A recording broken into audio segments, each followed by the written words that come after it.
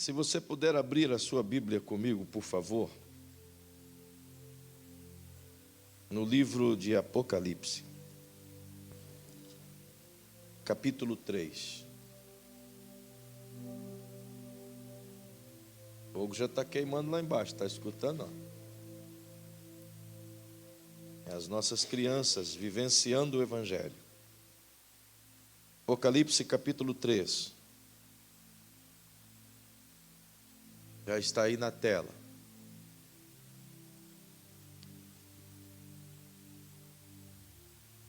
Diz assim: ao anjo da igreja em Sardes, escreve: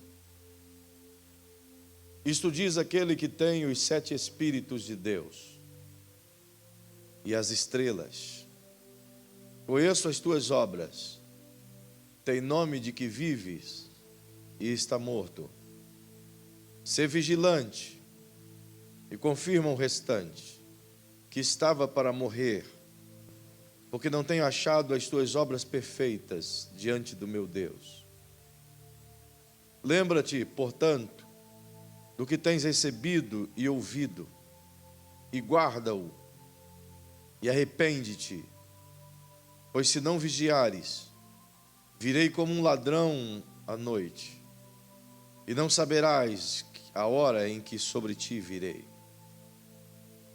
Mas também tens em Sardes algumas pessoas que não contaminaram as suas vestes, e comigo andarão vestidas de branco, porquanto são dignas. O que vencer será assim vestido de vestes brancas, e de maneira nenhuma arriscarei o seu nome do livro da vida. Antes confessarei o seu nome diante de meu Pai e diante dos seus anjos. Quem tem ouvidos, ouça o que o Espírito diz às igrejas. Amém. Queridos, eu quero rapidamente pensar com vocês nesse texto, em uma dessas palavras que essa carta à igreja de Sardes nos é mencionada, fazendo-vos apenas lembrar de que ela é um contexto de 7 cartas ditadas por Jesus a João enquanto estava na ilha de Pátimos. As 7 cartas escritas por ele e ditadas por Jesus têm todas elas o seu cunho de palavras exortativas, palavras de apoio, mas também de exortação, palavras de valor, mas também um chamado à atenção a essas igrejas. Bem lembrado que todas as cartas dirige-se o Senhor primariamente ao anjo da igreja, do qual ele também chama de estrelas. E aplicando ele a ideia, logo no primeiro capítulo, de que todas estas 7 igrejas, de forma profética e representativa dos tempos vindouros e das igrejas que viriam, deixa-nos também a saber de que estas igrejas pertencem a ele, estão sob o seu cuidado, sob sua orientação, partindo da ideia de que ele está orientando o líder de cada igreja, uma vez que faz um diagnóstico de todas elas e por dentro delas. E feito isso, ele denuncia algumas coisas ruins, mas também aponta algumas coisas boas que têm sido ressaltadas em várias dessas igrejas. E eu não quero aqui hoje, seguindo a orientação do Senhor, trabalhar o conteúdo profético dessas igrejas relacionadas ao Apocalipse. Mas o que o Espírito Santo levou-me a pensar, e de maneira rápida, é dentro de um único texto, de um único versículo aqui no capítulo 3. E exala no capítulo 2 todo esse conteúdo que quero passar ao seu coração. Onde versões diferentes trazem linguagens que se torna um pouco melhor de compreensão. E o versículo 2, o Senhor chama a atenção dessa igreja e evidentemente de todos nós.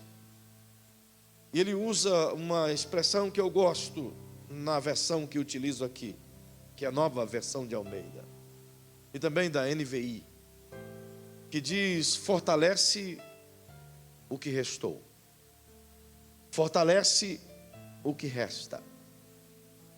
O conselho que ele dá a esta igreja, que é a nós esta noite também traduzido, é exatamente nesse conteúdo. de fortalecer o que restou. E eu preciso levar você a compreender a ideia do Espírito Santo aqui nessa frase. Justamente porque ele faz com que os irmãos aqui dessa igreja, e evidentemente nós, tenhamos a primeira ideia de que iremos sofrer perdas de maneira irreparável. Igualmente, todos aqui já sofreram na sua vida perdas grandes e perdas pequenas. De acordo com aquela versão, a NVI, fortaleça o que resta. E eu abro um parênteses para pedir aos irmãos que faça essa frase a ser ouvida pertinho de alguém. Diga, por favor, quem está pertinho de você: fortaleça o que resta. Outra vez. Como havia começado a dizer, todos nós estamos habituados a perdas. Quem aqui nunca perdeu coisa alguma? Não há só pessoa aqui esta noite que não possa computar em sua memória as perdas que já teve na vida. Alguns com perdas grandes, outros que às vistas parecem não ser perdas tão grandes, mas com certeza significativas. O certo é que estamos habituados com as perdas e estas são um tanto que óbvias. Pessoas perdem emprego, pessoas perdem casas, pessoas perdem amigos, perdem família, perdem maridos, perdem filhos, perdem bens, perdem saúde. Isso acontece diariamente em nossa volta. Estamos quase que habituados a ouvir as pessoas lamentando suas perdas. Isso é quase que um diálogo comum quando as pessoas se reúnem. E as coisas que mais se conversam é justamente das perdas. Dificilmente abre-se um diálogo contando as motivações futuras, mas quase todos os diálogos sempre iniciam com o relato das perdas. Não é verdade? É um hábito que a gente tem de trabalhar aquilo que perdemos, na ideia ou no aspecto de que, fazendo assim, conseguiremos atrair da pessoa da qual estamos conversando, no mínimo, a atenção. E se conseguirmos atrair a atenção, quem sabe a ajuda, seja por meio da oração, ou seja por meio de um ombro solidário.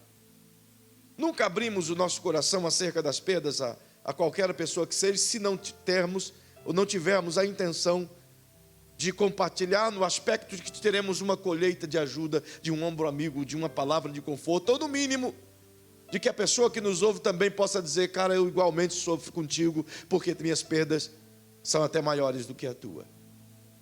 Só que é interessante que, como é um hábito de todos nós, observarmos com grandeza as perdas, elas se tornam como que o nosso foco principal, nosso objetivo principal.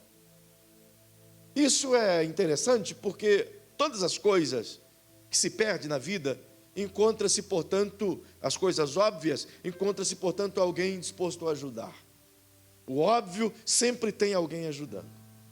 Quando alguém, por infelicidade, perde a sua casa, algum desastre acontece, a comunidade se avoluma e imediatamente ajuda a construir essa casa. Quando um desastre vem sobre uma família e esses perdem suas roupas, a comunidade se ajunta e imediatamente vai e doa um monte de roupa para essa família.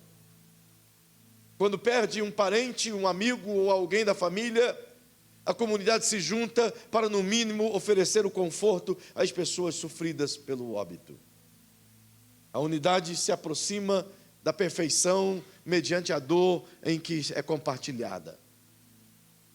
Quando as pessoas perdem seus empregos e passam necessidades sociais, geralmente a família, as pessoas mais próximas se ajuntam e serve uma cesta básica ou coisa parecida. O óbvio sempre está atraindo pessoas de socorrer. As perdas visíveis sempre são alvos de ações visíveis. As coisas que perdemos no aspecto social, físico e relacional sempre são alvos igualmente de ajuda daqueles que se aproximam de nós. Justamente pelo fato de compartilharmos e de colhermos o compartilhamento das dores de igual modo. Portanto, estamos habituados a isso. E porque nos habituamos a isso, acontecem duas coisas em potencial em razão disso. A primeira é que focamos tudo que temos nas perdas. E esquecemos de focar o pouco das nossas forças no que restou. Colocamos toda a nossa capacidade imaginativa, de conversação, de ideias, de aconselhamento, de pensamentos, no que se perdeu. E deixamos de lado o pouco de força que tem para concentrar no que restou. Na grande maioria das vezes, o que restou nem é mencionado, justamente porque não temos tempo, porque gastamos todo o tempo com as perdas. Aprendemos a colocar os nossos olhos, o nosso coração, o nosso foco, os nossos diálogos, a nossa luta, o nosso esforço, sempre nas perdas. E, consequentemente, não fazemos nada com o que restou. E o que Jesus chama a atenção dessa igreja nesse primeiro momento é justamente que eles devem tirar os olhos daquilo que já se perdeu e se lembrar daquilo que restou. A segunda coisa que acontece quando habituamos a falar das perdas é que conseguimos potencializar e mostrar diante das pessoas o que é visível, o que é óbvio, o que é tratável, o que é ajudável, o que as pessoas podem nos socorrer. Mas temos ao mesmo tempo a construção de uma incrível habilidade de esconder as perdas invisíveis. Somos perfeitamente capazes de mostrar a todos aqui esta noite o que estamos perdendo ou o que estamos sofrendo. Seja de uma enfermidade, seja de uma crise financeira, moral ou relacional. Mas temos de igual modo uma incrível habilidade de esconder, até porque creio que nos tornamos bons atores quando o assunto é nossas perdas internas. Somos capazes de maquiar os nossos semblantes, em momento algum mostrar que estamos perdendo a confiança. Em momento algum mostrar que estamos enfraquecidos na fé. Em momentos algum mostrar que a nossa capacidade de crer em Deus tem diminuído. Criamos uma plataforma para jamais mostrar que o nosso fogo, que antes era quente, ardente, agora não passa de uma chamuscadazinha. Temos a habilidade de apontar as fraquezas e as dificuldades que podem atrair ajuda, mas temos dificuldade de abrir o nosso leque espiritual e dizer as coisas internas que permanecem obscuras aos olhos daqueles que conosco convivem. E vamos morrendo aos poucos. Vamos perdendo a confiança e não conseguimos reconstruí-la. Vamos perdendo o ânimo e não conseguimos reanimar. Vamos perdendo a força e não conseguimos recarregar. Vamos perdendo o crédito e a credibilidade para com as pessoas e das pessoas para conosco e não temos coragem de comunicar. Mas pior do que tudo isso, vamos perdendo a capacidade de conexão com o divino e também não temos a coragem de dizer que o nosso nível espiritual abaixou. E o que o Senhor vem a esta igreja aqui chamar a atenção, e igualmente a nós, é justamente que precisamos focar e fortalecer o pouco que ainda resta. Tirarmos a atenção e o foco daquilo que se perdeu e colocarmos toda a nossa força no pouco que ainda resta. Isso me dá uma primeira lição, que embora soframos perdas, diga para quem está ao seu lado, embora soframos perdas, mas nunca perdemos tudo. Nunca perdemos tudo. Por maior que sejam as perdas humanas, por maior que sejam as perdas sociais, por maior que sejam as perdas físicas, por maior que sejam as perdas financeiras, nunca perdemos tudo. Talvez até alguém possa me desafiar e dizer: o senhor não está no meu lugar, o senhor não sabe que eu já perdi tudo. E eu poderia desafiar você e dizer: você não perdeu tudo, porque pelo menos vida você ainda tem, senão não estaria aqui. O grande problema é que os nossos olhos estão sempre concentrados naquilo que se foi e nunca naquilo que ficou.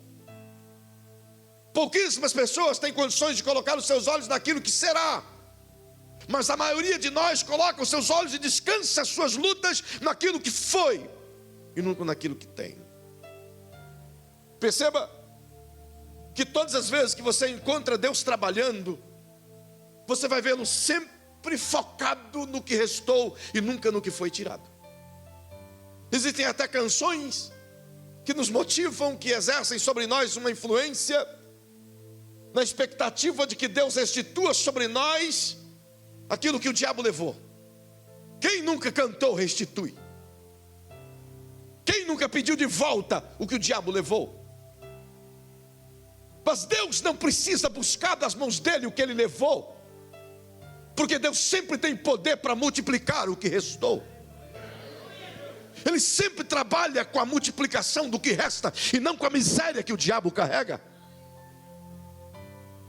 E a gente não consegue acreditar que ele é capaz de pegar uma botija de azeite que tem um mísero pouquinho de azeite e encher inúmeros outros potes a ponto de fazer uma família viver o resto da vida daquele óleo que ali foi produzido. Não somos capazes de acreditar que o Senhor é capaz de prover, que de 5 pães e 2 peixes, uma multiplicação para 25 mil pessoas, e ainda sobra 12 cestos cheios.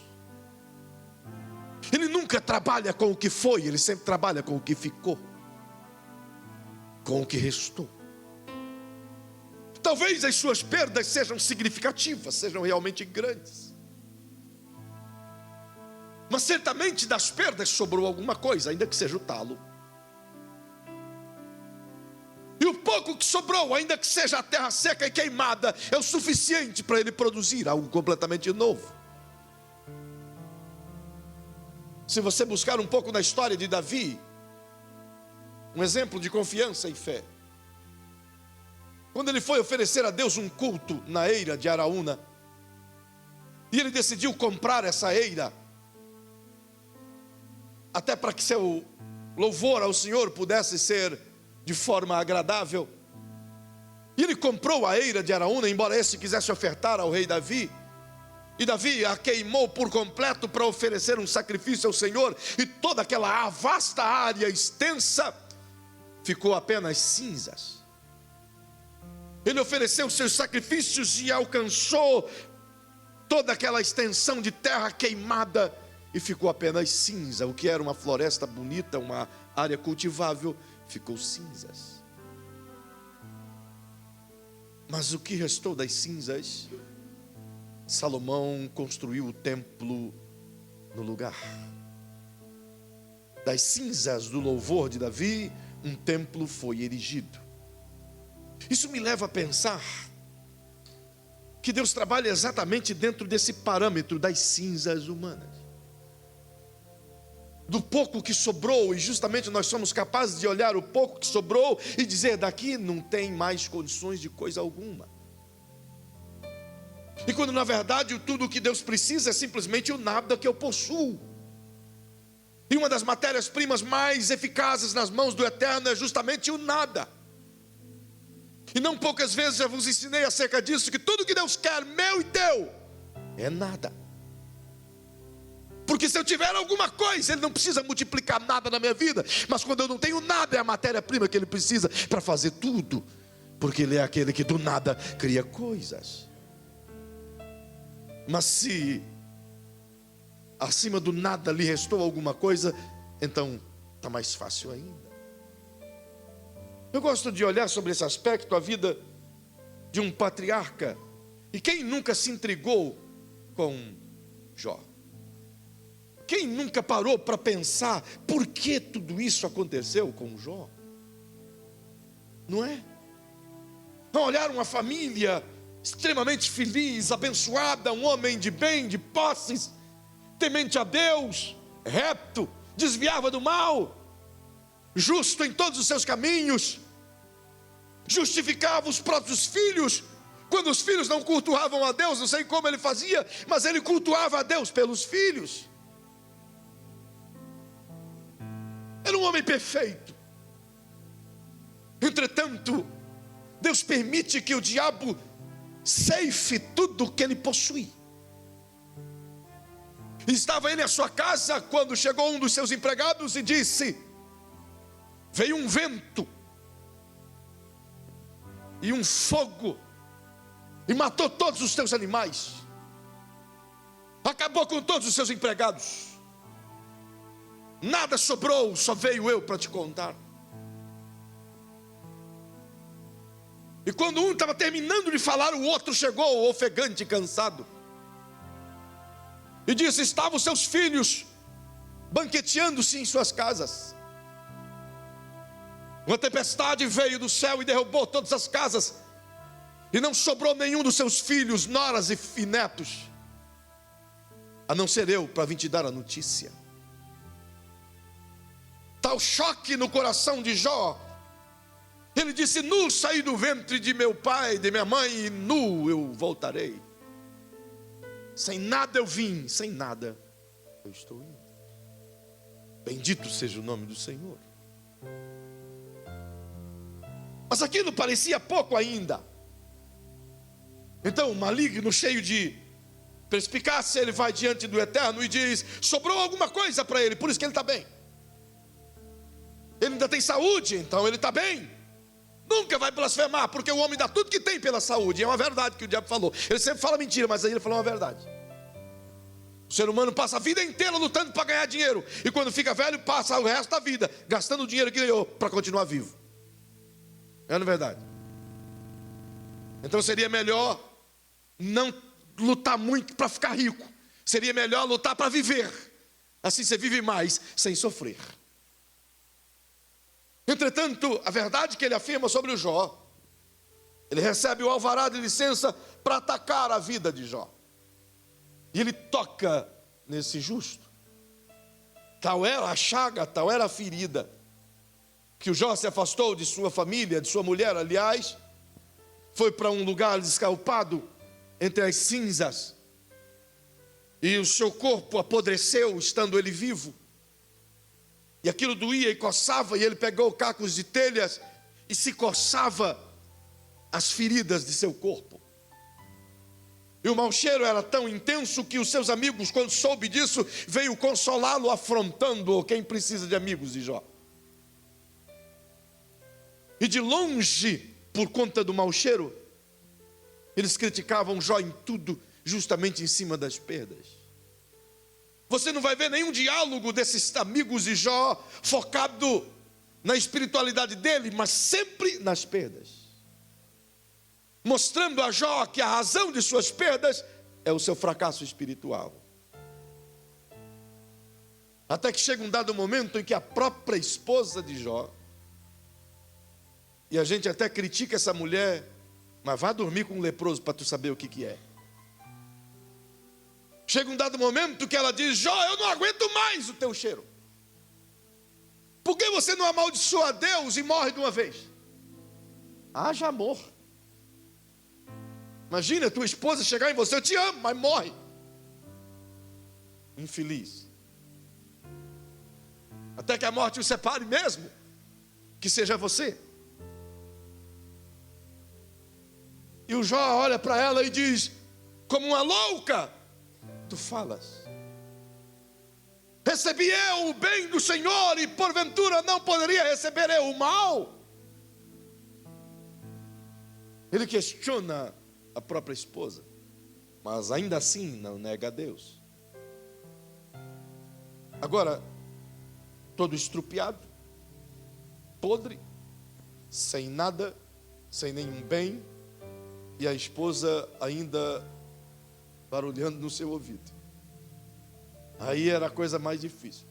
Acho que perder os filhos, perder os bens não foi fácil, mas escutar a esposa: morre, homem, morre, morre. Hã? Eu imagino que o Jó, vou me matar. Entretanto, todos eles, o foco estava nas perdas. E conseguiram levar Jó durante 37 capítulos a focar-se nas perdas. E ao longo de 37 capítulos de seu livro, tudo o que ele pensa: como e por que eu perdi? Até que do capítulo 37 em diante, um diálogo extraordinário entre ele e Deus começa a acontecer. Um nível de filosofia altíssimo aparece ali. Então ele consegue perscrutar o coração do divino, à medida que o divino permite ele perscrutar o seu próprio coração. E os olhos de Jó começam a sair das perdas. Então ele diz: eu sei que o meu Redentor vive e que um dia há de se levantar sobre a terra. Outra vez ele diz: eu te conhecia, mas só de ouvir falar. Mas agora eu te conheço como ninguém mais. Daquele momento em diante, os olhos de Jó saíram das perdas e focaram no que restou. E a única coisa que restava para ele era a sua fé em Deus. Se você observar um pouquinho a mais, você vai notar que todo mundo notou que as coisas perdidas de Jó eram objeto de fala de qualquer um. Mas o que ninguém notou é que ao longo desse caminho, o Jó estava perdendo a confiança em Deus. Todos os diálogos focados nas perdas levaram a Jó a questionar a sua própria fé, o seu próprio nível de confiança em Deus. Então, diga para quem está ao seu lado: quanto mais você dialogar acerca das perdas, mais você alimentará o que arrancará o que restou. Quando o nosso foco fica muito nas perdas, nós damos força para a morte do que restou. Quando o meu coração se agarra ao que partiu, ao que se acabou, eu esqueço de imediato o que restou. Ao longo desses 22 anos de ministério, eu perdi a conta de quantas cerimônias fúnebres eu já fiz. E eu não gosto nada disso. Quem é que gosta de cerimônia fúnebre? Eu só gostava quando eu era adolescente. Eu gostava muito. Ficava escutando o anúncio do carro de som se alguém morreu. Quase todo dia morria. E era uma bênção, que a gente ia lá comer bolacha de graça. Às vezes tinha pão com mortandela, pão com carne moída. Nós ficava até de madrugada.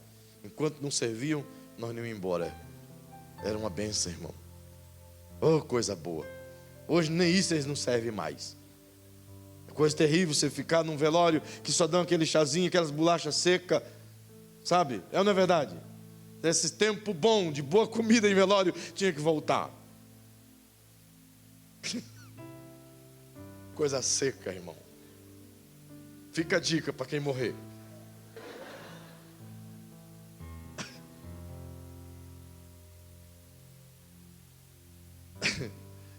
Mas é comum a gente escutar nos velórios as pessoas enlutadas dizerem assim: minha vida acabou.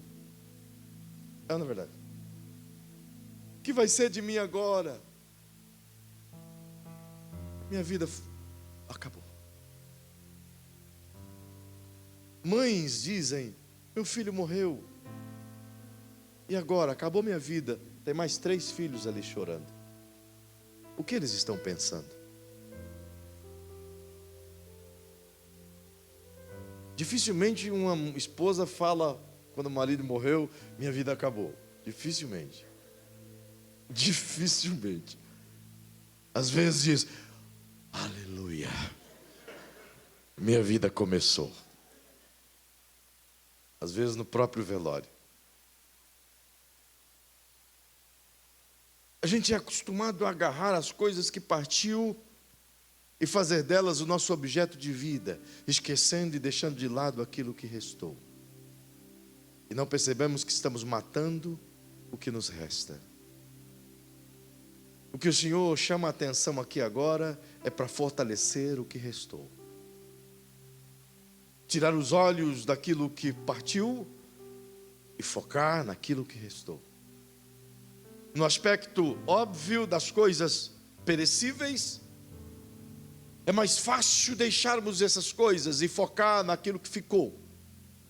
Pode ter perdido um carro, mas ficou a bicicleta. Foca na bicicleta. Pode ter perdido uma casa, mas sobrou a casa da sogra. Foca na casa da sogra. Alguma coisa restou. Mas o que é mais importante nesse texto é o que não é visível. É o que fica escondido. Que é o que o Senhor quer que a gente observe aqui esta noite. Aquilo que está acabando em nós e a gente não está observando. Como essa igreja aqui estava vivendo. Diz o Senhor: ser vigilante e fortalece o que restou e que está para morrer. A fala dele é: tem alguma coisa boa aí, só que vocês não estão prestando atenção, e está morrendo.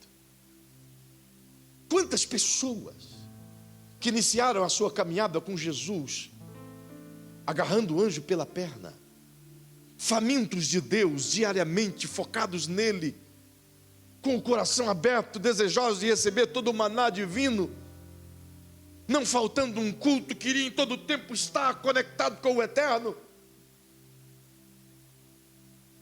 Mas aí observa-se que ao longo da caminhada vai se criando como que uma monotonia cristã. Tipo relacionamento conjugal. Vai tornando monótono, vai perdendo a paixão, vai perdendo o objetivo, vai perdendo o foco. E daqui a pouco a chama que era ardente vai minguando. E não se carrega de novo o óleo, e ela vai murchando. O Senhor deu uma recomendação sobre isso em Levítico 6,13. Ele diz que a chama deverá arder continuamente sobre o altar e não se apagar. Quando ele dá esse ordenamento, ele diz a Moisés: mas para isso acontecer, você tem que fazer 3 coisas, Moisés. Primeiro, todo dia pela manhã, tire a cinza. Tire a cinza do lugar. Eu não sei quantos aqui foram criados na roça e já acenderam fogão a lenha. Tem muita gente aqui que passou por essa crise.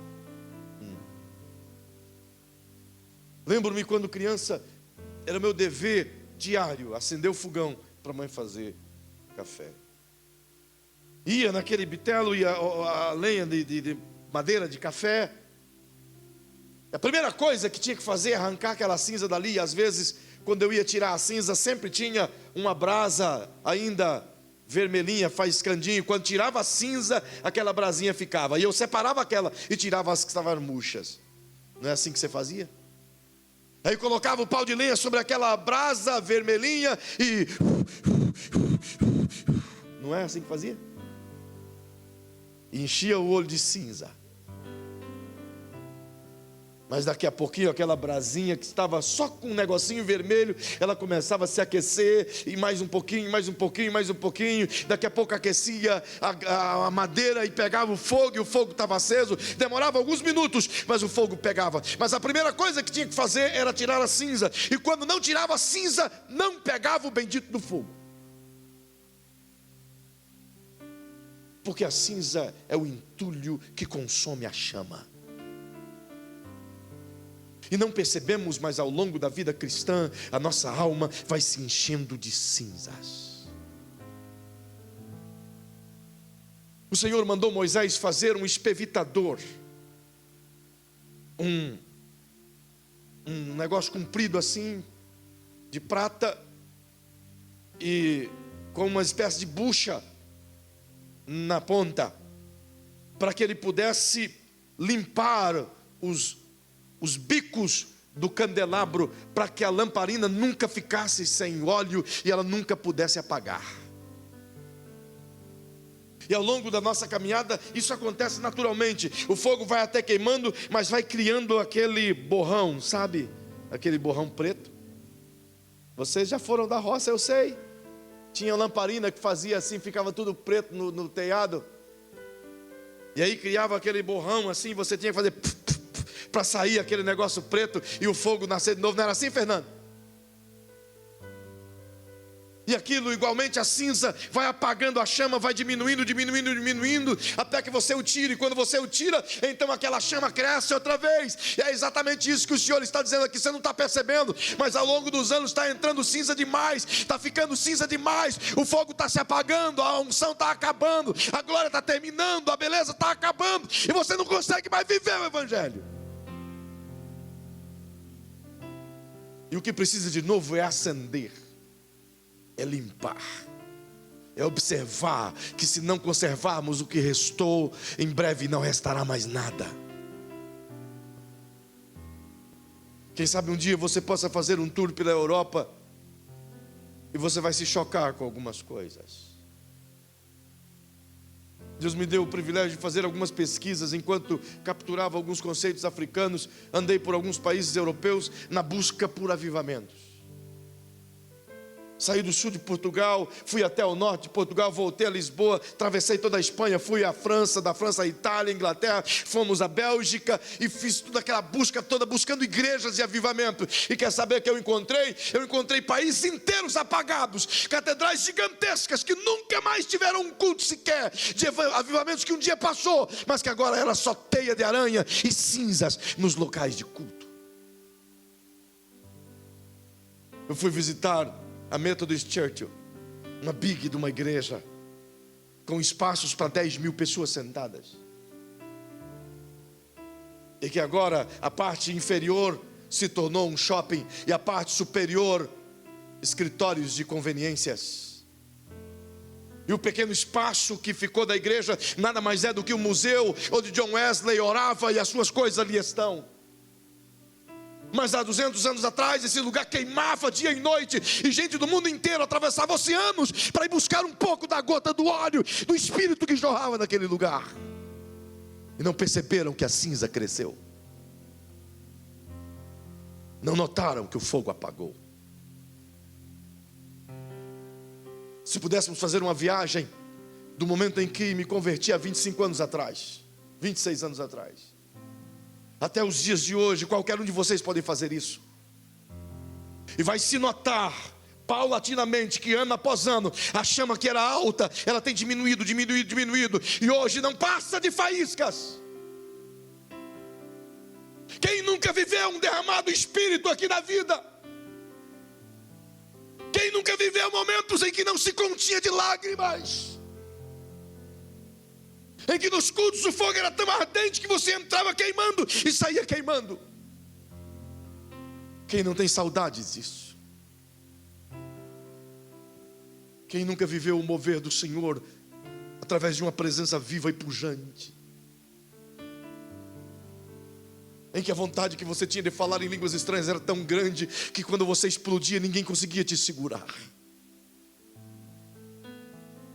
Tempo em que as pessoas saíam de seus lugares, iam buscar Deus nos matos e voltavam cheias dele, sim, porque era o sacrifício que fazia, o Senhor compensava cada esforço. Mas hoje mal conseguimos olhar para o Evangelho e nos contentamos com a secura, com a mesmice, com o fastiamento de Bíblia. Parece que não sentimos mais falta do calor do Espírito. Nos contentamos em vir uma vez por semana no culto. E se quiser dar um glória a Deus, damos. Se não quiser, está bom também.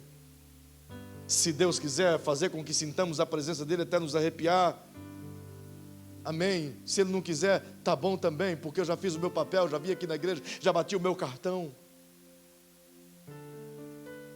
Quando na verdade é chegado o tempo de a gente voltar um pouco atrás e se lembrar de que o Senhor continua o mesmo, faminto para derramar o seu fogo dele sobre nós. E o que está faltando é simplesmente tirarmos a cinza do lugar e deixar que a lenha esteja faiscando outra vez, para que no mínimo o calor do Espírito acenda. Ou ele não existe mais? Eu queria que você perguntasse para quem está ao seu lado: ou é nós ou é Deus? O que aconteceu? O problema está em nós ou foi ele que apagou o seu fogo? Somos nós que não conseguimos mais tirar as cinzas? Ou é o Espírito Santo que está em Miami?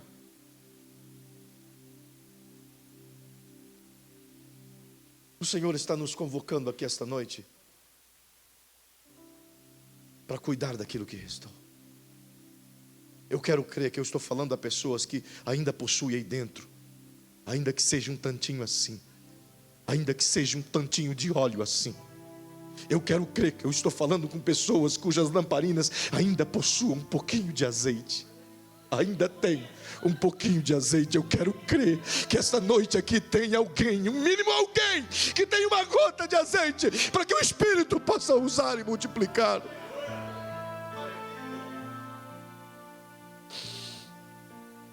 O que aconteceu conosco? Por que perdemos a paixão? Porque não observamos as coisas minguando. E quando acordamos é tarde demais. Se você observar Mateus 25, é dramática aquela parábola. 10 versículos dramáticos, onde o Senhor trabalha as 10 virgens, 5 prudentes e 5 insensatas. Algumas versões chamam de 5 loucas. Eu prefiro de insensatas. Se você observar as 10 virgens, você vai notar que é um noivo, o mesmo noivo para as 10 virgens. Todas elas estão vestidas iguais. É ou não é verdade? Todas estão vestidas de noiva. Todas elas têm lamparinas acesas. Todas. Todas elas estão preparadas. Todas. Qual é a diferença? Que 5 delas tinha pouco azeite. Tardou o noivo. As que tinham azeite em reserva, que observou e fortaleceu o que restava, entraram nos aposentos. Mas as outras 5, os que não prestou atenção, que deixaram a cinza no lugar da chama, que perderam o amor a Deus, que focaram nas perdas, o noivo veio e elas não conseguiram entrar nos aposentos. Quantas pessoas que você conhece que eram igualmente essas noivas ataviadas, mas que hoje estão uma hora dessa bêbados, embriagados em bares, porque não perceberam a cinza tomando conta da chama e não fortaleceu o que restou. Quantas pessoas que você conhece que já se desviaram do caminho porque não observaram que estava minguando a confiança em Deus, a fé em Deus, a esperança em Deus, a expectativa da volta de Jesus, o temor a Deus. Não observou que o azeite estava diminuindo e não teve a preocupação de recarregar. E quer saber, não tem ninguém aqui isento disso. Qualquer um de nós corre esse risco. É por isso que o alerta do Espírito Santo hoje para nós é: fortalece o que resta, para que não venha o caso de perdermos tudo e não sobrar nada. Perdemos muito já. Perdemos muito já. É hora de voltarmos a querer Deus. Sabe, precisamos cansar da vida que estamos tendo e precisamos retomar a vida que Deus quer que tenhamos. Nós estamos correndo muito atrás das coisas e elas continuam se perdendo. E o Senhor continua dizendo: corra atrás de mim e as coisas correrão atrás de você.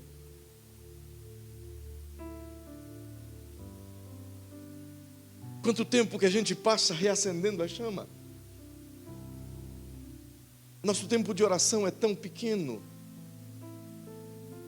que não somos capazes sequer de aquecer uma lamparina, quanto mais uma lareira.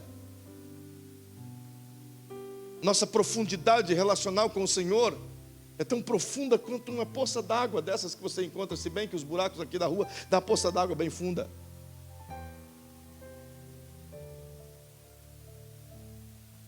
Mas a verdade é que a gente precisa voltar ao nosso altar. Talvez o que esteja precisando é o Senhor nos sacudir outra vez. Será que é necessário perdermos coisas para que possamos voltar a Deus? Será que é necessário vir ventos de tempestades para que a gente reconheça que sem o Espírito Santo nós vamos morrer? Quantas pessoas que poderiam ser batizadas com o Espírito Santo e não o buscam mais? Quantas pessoas que até usado em profecia, falava em línguas estranhas e hoje não fala mais. Quantas pessoas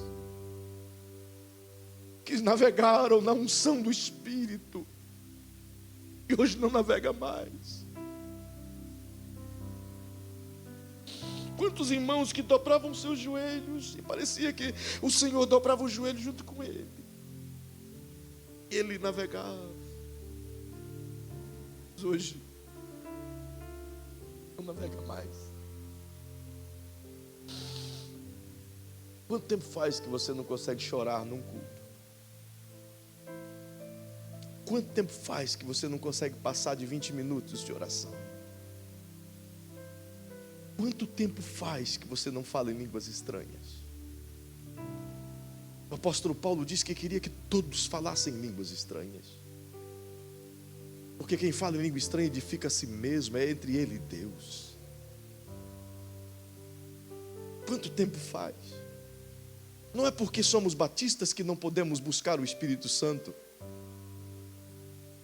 O primeiro batista da Bíblia era cheio do fogo e anunciou que Jesus ia batizar com o Espírito Santo e com fogo. O que está faltando em nós é esse fogo de novo aquecendo. Temos que parar com as nossas filosofias, ideologias e nossos achismos e voltar para o real da palavra e buscar a Deus com toda a força, porque sem Ele nós não passaremos de um templo. Talvez não era isso que você queria ouvir num domingo de Páscoa. Desculpa, fala com Deus. Mas se não acordarmos, nós vamos morrer. Se não entendermos que precisamos fortalecer o que restou, não vai sobrar mais nada para a gente fortalecer. Eu queria que você jogasse a mão sobre o ombro de quem está pertinho de você. Jogue aí. E diga: o que restou aí? Restou alguma coisa? É sério, irmão. Que tal fortalecer isso que restou aí? Diz o Senhor à igreja: arrepende-te. Arrepende-te. A igreja de Éfeso, o Senhor disse: lembra-te de onde caíste e arrepende-te. Ele está dizendo assim: sabe lá onde começou a declinar? Volta lá atrás. Reacende de novo essa chama. Não deixa apagar. Eu estava lendo os relatos da história do rei Davi, pesquisando sobre a história de Davi, e uma das coisas que me chamou a atenção, em uma das páginas daqueles livros, é como o autor expressou em hebraico o relacionamento de Davi com Deus. Ele mostrou o porquê que Davi colocou uma tenda e a arca da aliança na tenda ao lado direito do alpendre de seu quarto, a cerca de 800 metros de onde era o seu palácio. Ele abria a janela, a primeira coisa que ele via era a tenda que ele mandou edificar para colocar a arca da aliança, assim quando ele assume Jerusalém. E o autor, um rabino que já faleceu há muitos 2, 3 séculos, ele disse que nas tabuletas de pedra das histórias hebraicas, diz que a luz de Deus dentro da tenda se acendia sozinha. E Davi via quando a luz se acendia. E por isso ele escrevia: à meia-noite, tu me chamas e eu vou te buscar. Deus descia na tenda porque sabia que Davi iria para lá. Deus não desce mais porque sabe que a gente não vem. A gente não quer. Estamos desprezando Ele. Há uma promessa de avivamento para essa igreja. E se essa igreja não agarrar, Ele vai derramar em outro povo. É hora de tirar a cinza. A luz azul do Senhor continua nos chamando. As nossas falhas e as nossas coisas perdidas estão nos separando do calor de Deus. Quantos aqui gostariam de experimentar uma unção nova do Espírito Santo? Levante a mão assim comigo. Você gostaria disso mesmo? Então temos que fazer nossa parte. Temos que começar a tirar as cinzas, as nossas incredulidades, as nossas dúvidas, as nossas fraquezas. Começar a recusar o domínio de nossa carne e olhar para as coisas que ainda restam e fortalecê-la. De novo, por última vez, eu te peço, coloca a mão no ombrinho de quem está perto de você. Diga para essa pessoa: ainda tem fé aí dentro? Ainda tem paixão aí dentro? Ainda tem amor por Deus aí dentro? Ainda tem fogo aí dentro? Tem? Que tamanho é? Se pudéssemos mencionar ou dimensionar, que tamanho seria? Hoje eu li um testemunho enviado por um missionário chinês. Isso está na internet. De uma serva do Senhor pega na Coreia do Norte. Agora, você viu? Por ela professar a Jesus, o exército a prendeu, a torturou, fazendo de tudo para que ela rejeitasse Jesus, negasse Jesus. E enfiaram todas as unhas dela assim, enfiam coisas pontiagudas, enquanto batiam nela. Negue a Jesus. E ela dizia: como negar quem eu amo? Que nível está o nosso fogo por Ele? Aguentaríamos a pressão? Aguentaríamos a dor que Jó aguentou? Aguentaríamos o que os discípulos aguentaram? Aguentaríamos o que aquela irmã aguentou no Mali há 2 anos atrás, 3 anos atrás? Ao ver o seu esposo tirado para fora da igreja, ficado nu, espancado, até que explodiram a cabeça dele com a paulada. Então ela continuou dizendo: não dá para negar Jesus. Então pegou o menino mais velho, tiraram a sua roupa, espancaram, até que a cabeça dele virou em frangalhos de pauladas. E ela de joelho, abraçada às outras 3 filhas, tudo que ela clamava era Jesus, Jesus, Jesus, Jesus. Então pegaram o filho do meio e fizeram o mesmo, porém mataram com um tiro. Então disse a ela: e agora? Só tem suas 3 filhas pequenas. Ainda vale a pena morrer por esse Jesus? Ela, agarrada às filhas, disseram em uma voz: morreremos todas por Jesus. Eu fui visitá-la e a fala dessa irmã, quando fui, era que tudo que ela queria era fazer com que a região pudesse conhecer o Jesus da forma que ela conheceu. Mas ela não quis vir. Ela continua lá, pastoreando aquelas mesmas ovelhas. Sabe por quê? Porque dentro dela tem uma chama que não deixa se apagar.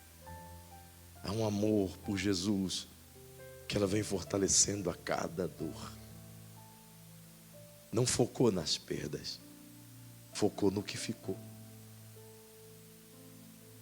Tire os olhos dessas coisas e fortaleça o que está sobrando, o que está restando aí dentro. Queria que você ficasse em pé. Estamos prontos para demonstrar o quanto o amamos. Estamos prontos para dizer a Jesus: pode me usar, Senhor. Pode pegar o que é meu, Senhor. Eu me entrego totalmente a Ti, Senhor.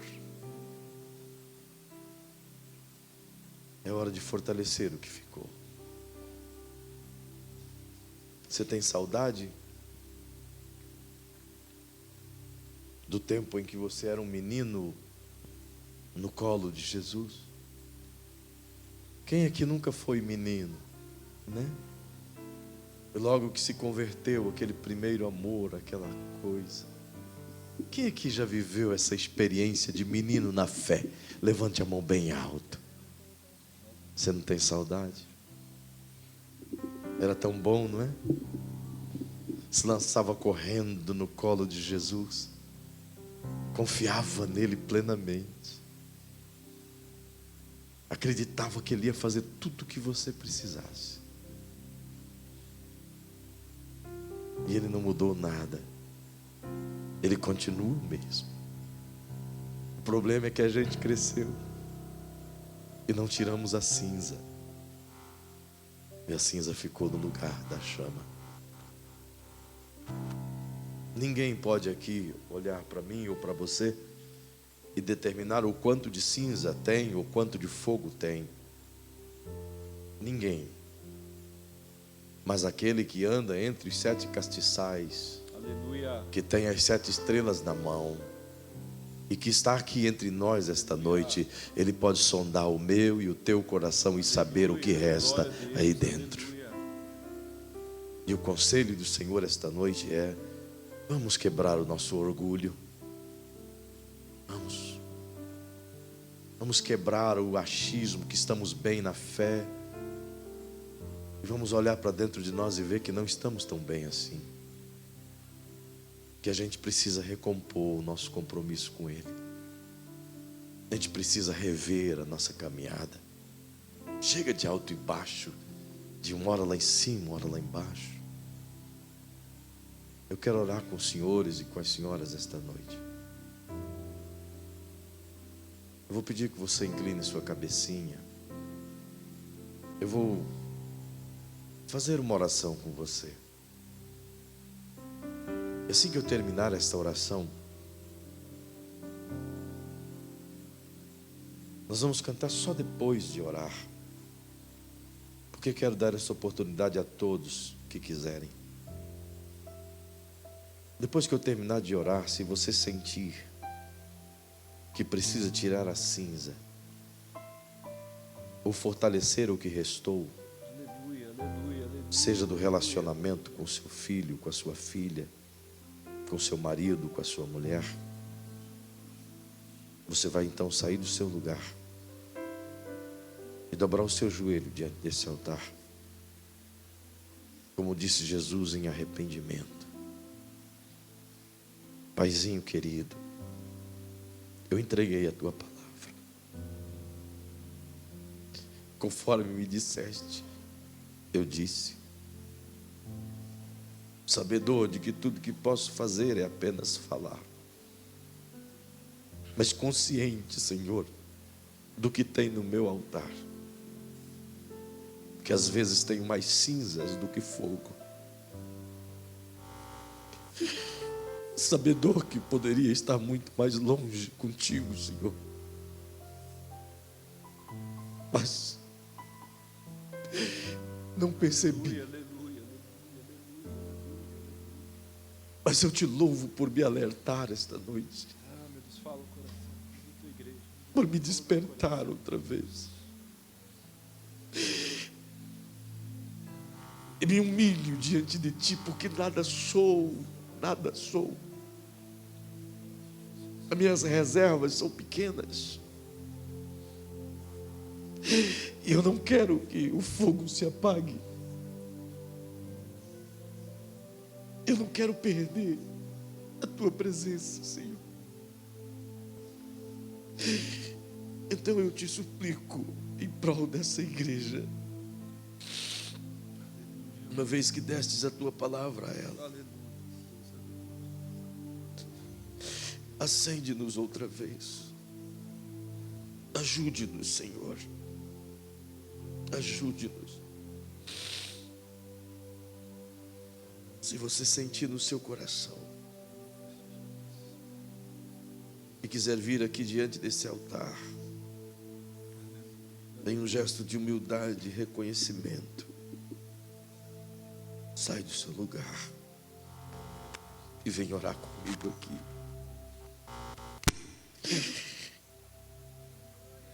Orakai toma sheterene morokoto sotoru yalarama seterebe. Aleluia, Jesus.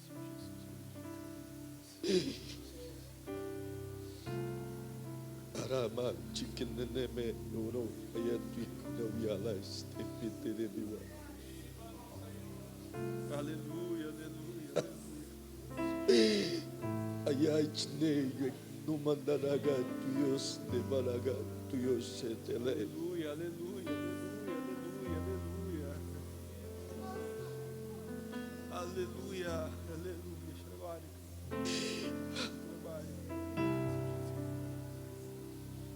Oh, Senhor.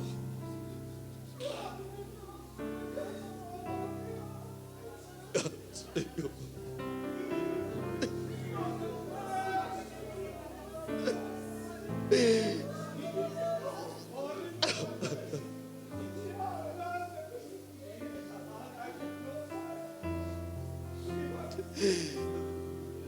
Oh, Senhor.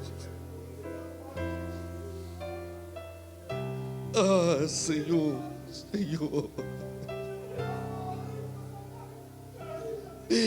Perdoa-nos, Senhor, as nossas fraquezas.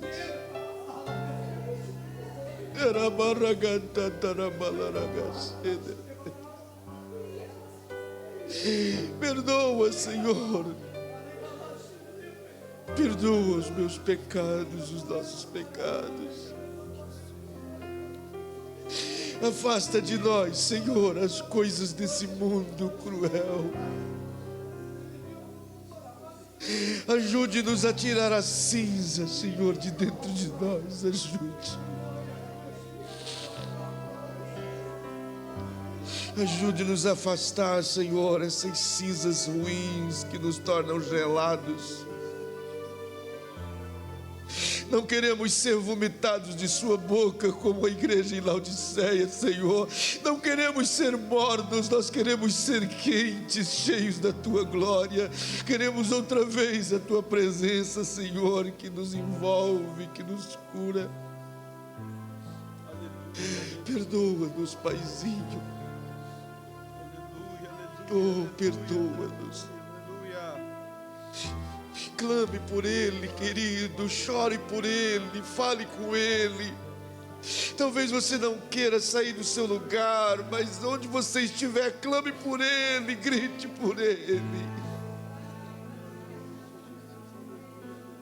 Seja de novo cheio do Espírito Santo, seja renovado em línguas estranhas outra vez, seja tomado pelo Espírito Santo outra vez.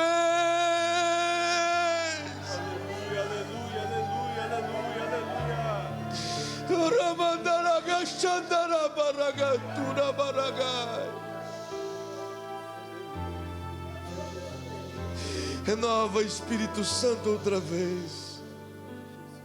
Traz o dom de línguas a essas pessoas, batiza com teu poder. Renova o que está enfraquecido, Senhor, pelas coisas. Uramakat no Madagashetarawawa. Uramanaragai Darabahas. Voltar, Uramangatuyo Managashendereke Mandalagas Urokobaragai. encontrar-me contigo. Recebe de novo o calor do Espírito, recebe de novo. Recebe de novo o fogo do Espírito, recebe outra vez. Conceitos, valores, Recebe outra eu vez. quero Recebe outra vez, recebe outra vez. Vou ver Urabagacharacaturo Mandaragai. viver Recebe outra vez o calor do as Espírito. obras, Senhor. Oh, enche, Senhor. Enche, Senhor. Arrependo, Enche, Senhor. Enche, Senhor. Enche da tua glória. Enche. Enche, Senhor, até transbordar. Enche. Enche. eu quero voltar ao primeiro, Enche, enche, enche, enche. ao primeiro amor. Urabacacharamandarabaragai. Eu quero voltar ao primeiro amor, ao primeiro Oh, sinta Deus outra vez. Sinta o Senhor outra vez. Quem sabe você queira abraçar alguém e chorar com alguém e dizer: vamos fortalecer o que resta. Fortalece o que restou. Fortalece o que restou. Oh, aleluia.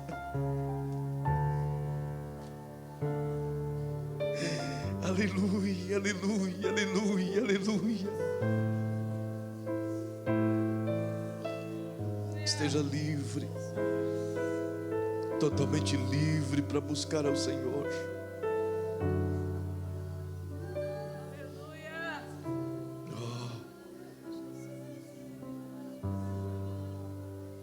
Isso. Deixa fluir.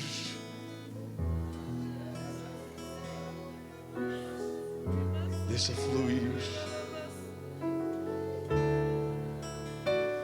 Deixa fluir.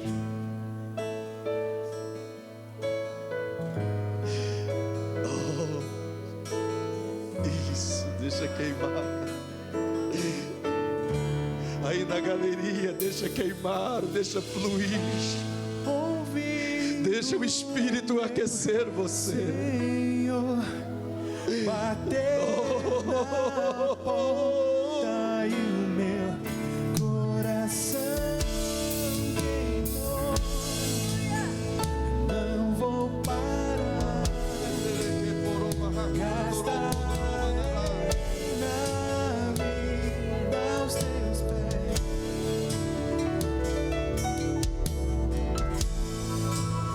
Eu não vou parar,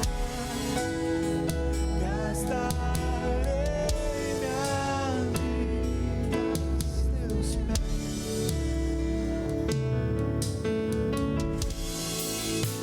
Eu não vou parar, gastarei minha vida aos teus pés.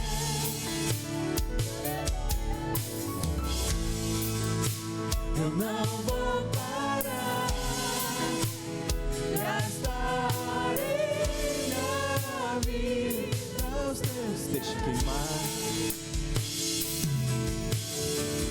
deixa queimar, deixa queimar, deixa queimar, deixa queimar, deixa queimar, deixa queimar.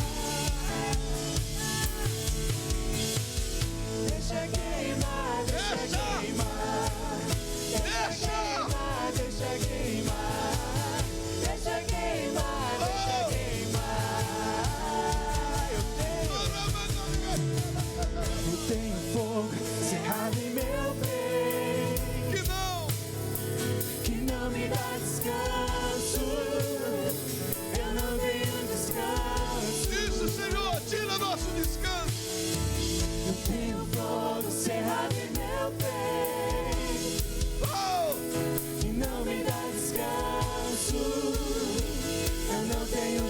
suas vozes. Deixa queimar.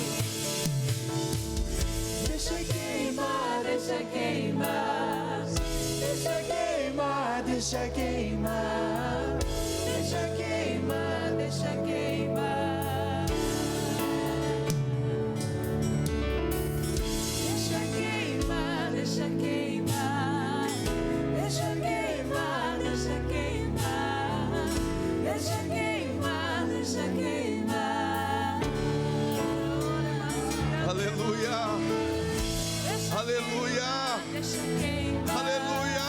Deixa queimar. Oh, aleluia. Deixa queimar, deixa queimar. Está queimando no seu coração essa presença. Se você puder dar um abraço mais bem aconchegante em quem está pertinho de você e dizer: deixa esse fogo descer em você, deixa o Espírito estar em você. Isso. Nunca mais vai diminuir. Nunca mais vai diminuir. Oh, que Deus te abençoe. Deus te dê uma semana abençoada. Vai em paz, fortalecendo o que restou.